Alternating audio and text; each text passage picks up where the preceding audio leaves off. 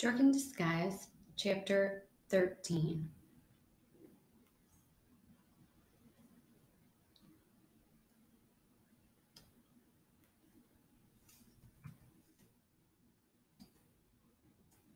Do you think Cinnamon really likes me? Jerry asked Brenda. They sat on the floor in his room, their science team papers spread out around them. How could she not like you? Brenda asked. She's always hanging out with you. And you wrote her a song and risked your life rollerblading down a hill for her. But I wonder if she thinks I'm cool. Brenda thought a moment.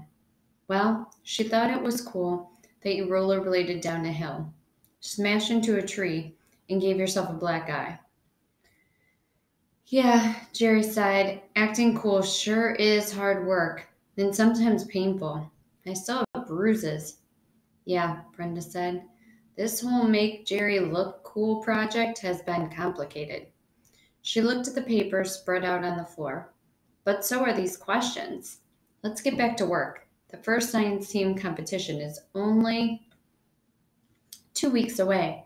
And I hear the other middle schools have very smart players. We'd better get back to work. Okay. Brenda flipped through one of the books Miss Robertson and Mr. Hooton had given them to study.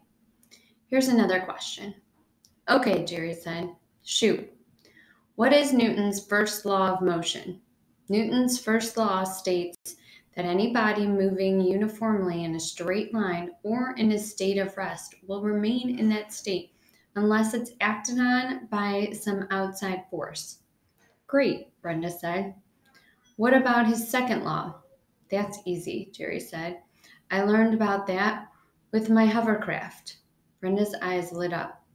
Is it finished? Let me see it. Jerry opened his closet door and rolled the large wooden disc across the hardwood floor. This is the underside of the hovercraft. See, I've stapled this heavy plastic to the wood so it completely covers the bottom. Why are there holes cut out of the plastic? Brenda asked. The vacuum cleaner motor is attached on the top side and blows air through the hole in the wood and into the plastic. The only way the air can escape is through the cutouts in the plastic and out against the floor under the hovercraft. So the air forces the wooden disc up off the floor. Here, sit on it and hold on. Jerry laid the wooden disc flat on the floor. Brenda sat cross-legged in the middle of the wooden disc and grabbed hold of the metal handles. Ready? Jerry plugged in the cord to the vacuum motor. A loud blast sounding like the biggest trombone in the universe burst from the hovercraft, and Brenda was lifted an inch off the hardwood floor. Cool, she shouted, her voice barely audible over the noise. Jerry gave the hovercraft a light push. The disc drifted over and bumped against his desk chair. Turn off the motor, Jerry hollered. Brenda flipped the switch, and the craft settled onto the floor. That was fun, she said.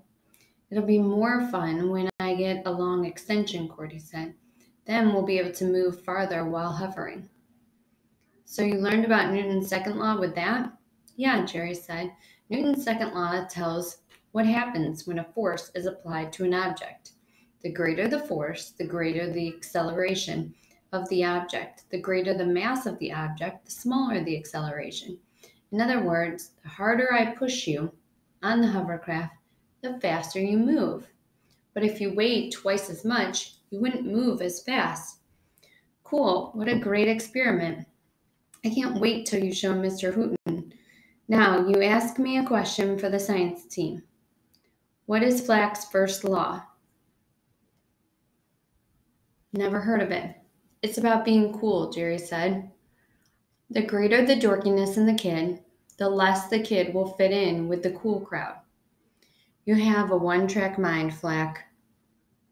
I know. Jerry and Brenda practiced hard with the science team every afternoon for a week and a half.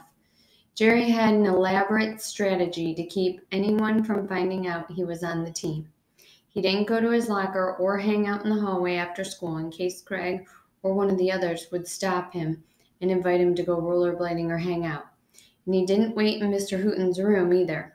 Anybody could walk past and see him, and his disguise would be in serious jeopardy if somebody caught him there.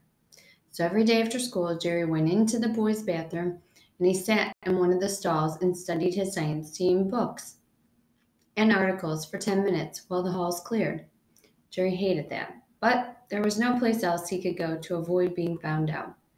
His plan worked until Wednesday before the first science team competition. That day, he'd waited the necessary 10 minutes in the bathroom, then collected his things and walked out of the stall and out the door, turning right into the hall. Standing together near the drinking fountain were Cinnamon, Robin, Gabe, Craig, and Tony. "There's Jerry," Cinnamon called out. Normally, Jerry would have been thrilled that she called to him while she was standing with Gabe. But now, on his way to science team practice, he froze, adrenaline suddenly rushing through his body. "Hey, Flack, come here," Craig called out. Jerry walked over to them on shaky legs. "We're all going to the mall," Craig said. "Gabe's going to look at rollerblades, and I'm going to look at video games. Want to come?" "Yeah, Jerry," Cinnamon said, smiling and gazing into his eyes. "Come with us." Jerry's stomach did a flip-flop when his eyes met Cinnamon's gaze. For a brief moment, he considered skipping the science team practice, but he couldn't do that. His teammates were counting on him. Besides, he liked working on the team. He was having fun, and the science competition was only 3 days away on Saturday afternoon. His team had a lot of work to do. "Oh, no, I can't," Jerry said. "How come?" Craig asked. "Oh, well, I told my mom." He stopped himself. That sounded dorky. I mean, I need to be home when my sister gets there. To babysit, you know. Geez, I hate it. "No problem," Gabe said, obviously glad that Jerry wasn't coming. "Yeah, no problem," Robin echoed. Jerry had a feeling that she'd never liked him. "Okay, well, you can walk part of the way with us," Craig said. "Haven't I seen you walk home that way?" Oh, Jerry didn't know what to say. "Well, yeah, so come on," Craig said.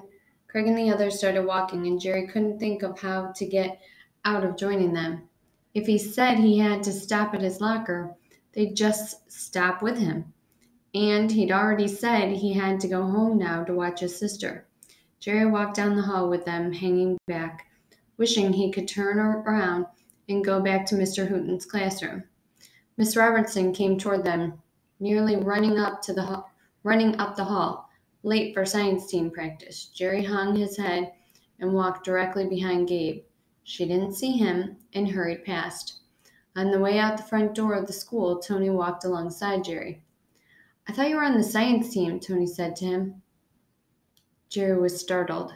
Gabe, Cinnamon, Robin, and Craig were walking and talking in front of them and didn't hear Tony's question.